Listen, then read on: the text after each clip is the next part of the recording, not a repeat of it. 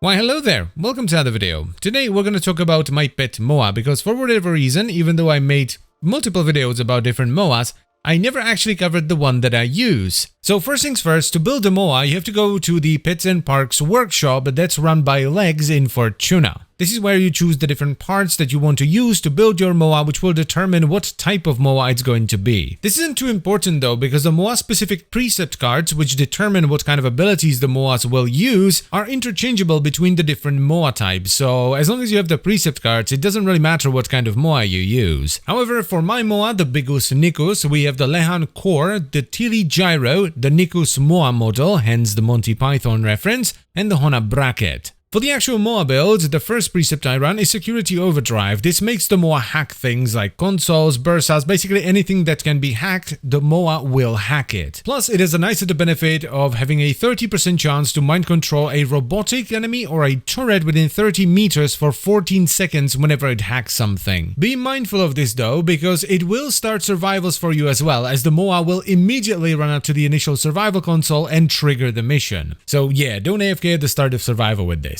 Up next, we have Link Health, because I run very tanky frames with a lot of health. This gives the Moa a ton of health. And the same goes for Link Armor. The next mod is honestly a bit meh, but it helps with the Moa survivability, and it's Synth Fiber. Whenever I pick up a health orb, the Moa's armor is increased by 100% for 12 seconds. This isn't bad, but you can easily run something else in here. Now the second precept I run is Blast Shield. This does some shenanigans with overshields, but I don't care about that. What I care about is it makes the Moa jump to enemies and also trigger a massive shockwave that will knock enemies down. Then we of course have to slap on Vacuum, because why would you play this game without Vacuum? And I also love running Primed Animal Instinct here for the loot and enemy radar. I genuinely hate playing the game without this mod, because when I can't see enemies on the minimap, I just feel utterly lost. Next on the menu we have Medipet Kit. The healing rate on this is laughable. Healing 6 health per second is nothing when my Moa has 12,000 health when used within arrows. However, the bleed out reduction is absolutely fantastic. It gives me an entire minute to revive the Moa if it were to go down. Now granted, that doesn't happen very often, but every now and then in Steel Path or when I'm doing a spider in Orb Valleys, the Moa might go down. And we're slowly nearing the end with Pack Leader, which is a fantastic mod for companion survivability because it converts a percentage of your melee damage into healing for your companion.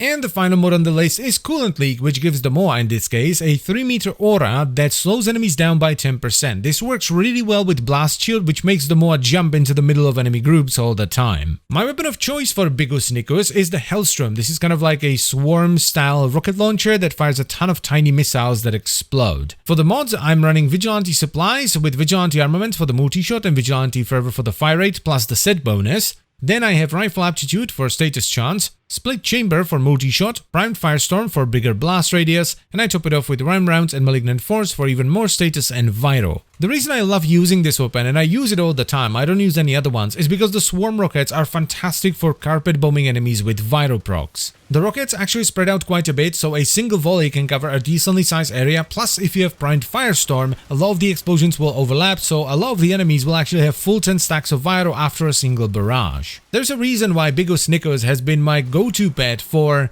well over a year at this point. It's just really good. It does all the hacking for me. I don't have to worry about it at all, which is also fantastic for videos because I never have to worry about being locked down. And the vital procs, crowd control, and general tankiness are just top notch. So if you've never used a Moa before, I would highly recommend you give them a shot, because while they might not give you as much top-end DPS as like a Crit Kavat or something, they are really good. And that's pretty much it for the video, so I thank you very much for watching, as always guys, and I'll see you next time. Bye bye.